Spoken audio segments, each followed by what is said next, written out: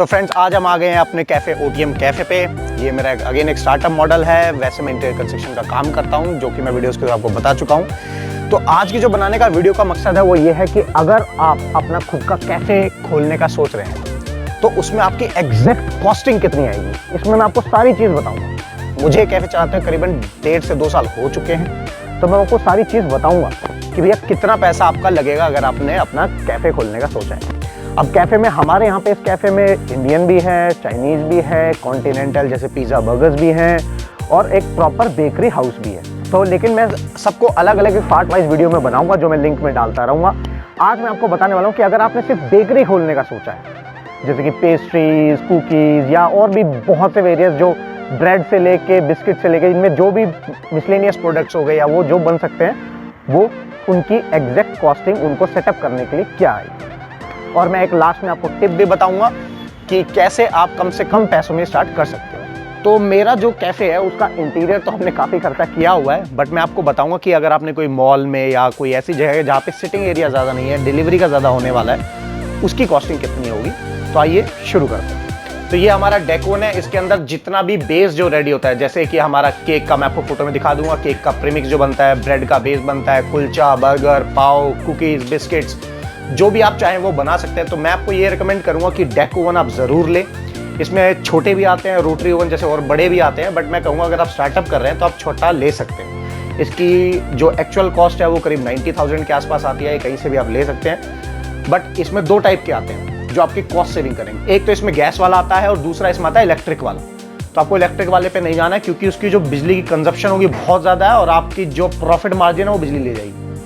तो आपको deck oven लेना है, छोटा लेना है, बड़ा नहीं लेना है। जब आपका बढ़िया सेल प्रॉफिट आने लगी तो आराम से इजीली इसकी जो रीसेल वैल्यू है वो भी आपको अच्छी मिल जाएगी। बस 15 से 20% आपका कम होगा, रीसेल अच्छी मिल जाएगी। तो मैं ये कहूँगा कि आप डेक ओवन ले, छोटा ले अगर आपका स्टार्टअप है तो। बाकी आप कहेंगे तो मैं आपको बता दूंगा कि बड़ा ओवन कौन सा लेना ठीक रहेगा। दूसरी जो चीज़ आती है वो आती है प्रूफिंग चैम्बर। अब प्रूफिंग चैम्बर का मेन चीज़ क्या होती है? प्रूफिंग चैम्बर का मतलब ये होता है कि कोई ब्रेड अंदर से बन के आई, अब उसकी सॉफ्टनेस को बनाने के लिए जो स्पंज जो होता है, जब हम केक या पेस्ट्री को खाते हैं तो होता है ना एकदम सॉफ्ट फील आती है, वो फील लाने के लिए होता है प्रूफिंग चैम्बर। अब जनरली जो छोटी बेकरी या जो छोटी जगह पे होती है वहाँ पे जो जनरली वो क्या करते हैं, एक गंदा सा कंबल लेते हैं और उसके ऊपर वो डाल देते हैं। हमने खुद अपनी आंखों से नोटिस किया है। तो हाइजीन के मामले में हमने इस चीज़ को रखा है। और अगर आप मार्केटिंग के पॉइंट ऑफ व्यू से भी सोचेंगे, जो मैं अगली वीडियो में आपको बताऊंगा कि आपका खाना अच्छा है, स्टाफ अच्छा है, हर चीज़ आपकी अच्छी है, लेकिन फिर भी आपकी सेल उतनी नहीं जा पा रही, क्योंकि बेकरी की एक दिन की कम से कम सेल 80 से 90 हज़ार आ सकती है। बट अगर आपकी सेल उतनी नहीं आ रही है, 5-10 हज़ार रुपये बटके हो, तो मैं आपको एक चीज़ कैसे इंटीरियर करना है या क्या USP बनानी है कि आप वायरल हो जाए और आपके पास लोग आए। तो ये है प्रूफिंग चैम्बर। अब हमने जब देखा कि वो कंबल डालते हैं उसके ऊपर और फिर अपने आप फूलता है, तो वो एक हमें कुछ अच्छा नहीं लगा। स्पेशली हमने प्रूफिंग चैम्बर रखा है। ये अगेन इसकी जो कॉस्ट आती है वो आती है करीब 1 लाख के आसपास।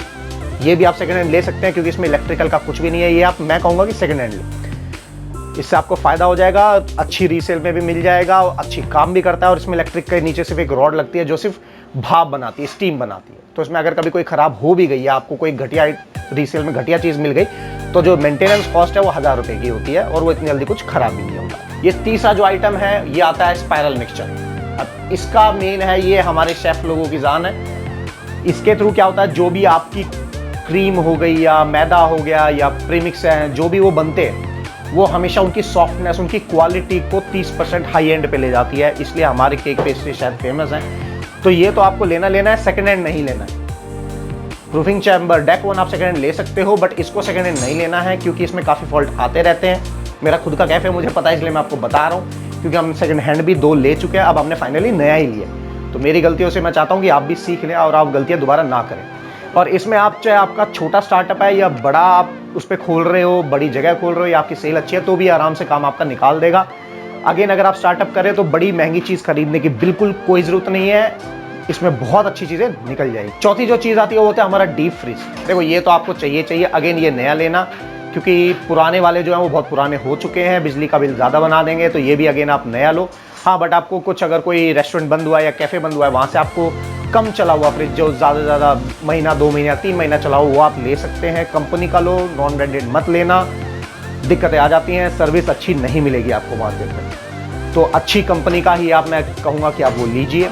अब डीप फ्रीजर के बाद आपको चाहिए एक नॉर्मल फ्रिज। अब नॉर्मल फ्रिज का मतलब ये नहीं है कि घर वाला फ्रिज, इसके अंदर ट्रेज होती हैं, क्योंकि कैफ़े बेकरी का बहुत सारा सामान होता है, बहुत सारे इक्विपमेंट्स होती हैं, चॉकलेट्स, ट्रफल्स, बहुत सी चीज़ें जो उनको ठंडे आइटम में चाहिए वो रखना ही पड़ेगा। तो ये फ्रिज आपको चाहिए। अगेन ये भी सेकेंड हैंड आपको नहीं लेना है, किसी भी कंडीशन में नहीं लेना है, चाहे वो सिर्फ 2 दिन पुराना हो, आपको नया ही लेना है, क्योंकि इनमें काफ़ी दिक्कतें आ जाती हैं। और अच्छी जगह से लेना है जिसका ये काम हो प्रॉपर।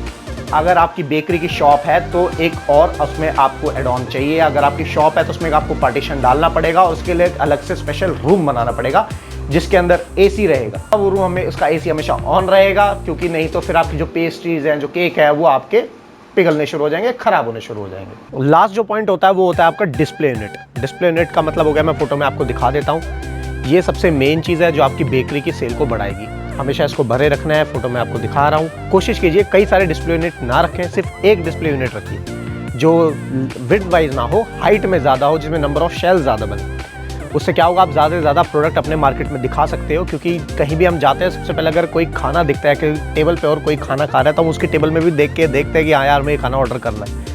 तो आपके पास चाहे डिलीवरी है या सिर्फ डाइनिंग है, बट स्टिल आप उस बेकरी यूनिट में अपना सारा सामान दिखाएं, वो भी वेस्टेज में काउंट होगा। वो सारी कॉस्टिंग अभी मैं आपको एक्सेल शीट भी दे दूंगा कि एग्जैक्ट आपको कितना पैसा लगेगा। अब बाकी सारे मिसलेनियस आइटम्स होते हैं, जैसे आपके मोल्ड्स हो गए, बर्तन हो गए, और शेफ्स के जो बेकरी बनाने के कुछ जो सामान होते हैं वो हो गए, छोटे मोटा जो चूल्हा बर्नर जो हो गया वो हो गया। अब जो मैंने आपको वीडियो के स्टार्टिंग में बताया था, अगर आप वीडियो के आखिर में कि एक बोनस पॉइंट मैं आपको दूंगा, वो बोनस पॉइंट ये है कि आप स्टार्टअप तो करने जा रहे हैं। देखो, अगर आपके पास 25-30 लाख का बजट है, क्योंकि अगर आप कोई कैफे स्टार्ट या कोई बेकरी की शॉप रन कर रहे हो, तो उसका स्टाफ है, उसकी सैलरीज है, उसको रन करने के लिए आपके पास एक पैसा होना चाहिए। ऐसा तो है नहीं कि आप मार्केट में उतरे, आपका एकदम से बिकना सब कुछ चालू होगा। तो कम से कम मान के चलिए 8 महीने तक आपकी सेल जो है वो ब्रेक इवन पे आएगी। ब्रेक इवन का मतलब हो गया नो प्रॉफिट नो लॉस पे आएगी। तो ये आपको सोच के चलना है। तो कोशिश कीजिए अपना सेटअप रखने से पहले मार्केट में आ जाइए। आप सिर्फ फोकस कीजिए मार्केटिंग पे, अपनी यूएसपीज पे, और जो मटेरियल होगा कैफे का वो आप आउटसोर्स कीजिए, ट्रेडिंग कीजिए। जैसे हमारे साथ भी हमने कईयों को समझाया है, तो उन्होंने जो हमारे साथ हमारे दोस्त हैं, जो हमने एक आउटलेट खोला था सुभाष चौक पे, और एक दूसरा आउटलेट हमने 23 सेक्टर में खोला है, गुड़गांव में अगेन। तो उसमें हमने उनको ये बताया कि अभी तुम ये सारा सेटअप करने से पहले आप कोशिश करो ट्रेडिंग करने के लिए। किसी के साथ भी टाइप कर लो इजीली, माल तो उनका भी किराया, सेल आप उनको दे ही रहे हो। तो जहाँ किसी कैफे से आप टाइप कर लोगे तो उसमें आपको ये पता लग जाएगा कि हाँ, जो मैंने लोकेशन चुनी है वो सही है, माल वहाँ सही बिक रहा है। बस आपको एक अच्छा सा मैनेजर चाहिए जो वेल स्पोकन और अच्छे से क्लाइंट से बात कर सके। आप एक बार पहले सिस्टम बना लीजिए। अगर एक बार आपका सिस्टम रेडी हो गया, परफेक्ट हो गया, प्लानिंग परफेक्ट हो गई, उसके बाद सेटअप में क्या करना है, सिर्फ पैसे लगाने और सामान खरीदना, जो कोई बड़ी चीज़ नहीं है। आपको पता लग गया भाई, हाँ मेरा प्रॉफिट आ जाएगा, मैं बिल्कुल सही जा रहा हूँ, तो आपको हो जाएगा। तो आपका जो वो स्टार्टअप है, और अगर आप फिर भी चाह रहे हैं किचन, अगर आप चाह रहे हैं तो क्लाउड किचन को यूज़ कीजिए। अब तक का बेस्ट, आई थिंक जो स्टार्टअप मॉडल है वो बहुत अच्छा है। तो किचन के अंदर आप उसमें क्लाउड किचन में भी जा सकते हैं, और ट्रेडिंग कीजिए, कोशिश कीजिए ट्रेडिंग की। क्योंकि मैं बता रहा हूँ, हमने शुरुआत में बहुत लॉस खाया है, क्योंकि प्रॉपर मैनेजमेंट नहीं है, एक्स्ट्रा स्टाफ रखा हमने, 2 मैनेजर रख लिए, उससे हमें बहुत घाटा हुआ। आई होप ये मिस्टेक्स आप नहीं दोहराएंगे। तो अगर आप ट्रेडिंग के साथ, किसी के टाइप के साथ ये काम करते हो, तो इसमें आपके 2 फायदे। एक तो आपकी कॉस्ट कटिंग बहुत ज़्यादा हो जाएगी, स्टाफ आपको नहीं रखना पड़ेगा, और आप खुद भी बैठ के देख सकते हैं। तो अगर आप ट्रेडिंग के साथ कर रहे हो, तो आपका जो बजट है, अब आपके होश उड़ेंगे, आपका जो बजट आएगा वो विदिन 1 लाख के अंदर, जिसमें हल्का फुल्का इंटीरियर, डिस्प्ले यूनिट, कॉस्टिंग मैं अभी बता दूंगा सारी, वो आप देखते स्क्रीनशॉट ले सकते हैं या फाइल डाउनलोड कर सकते हैं डिस्क्रिप्शन में जाके।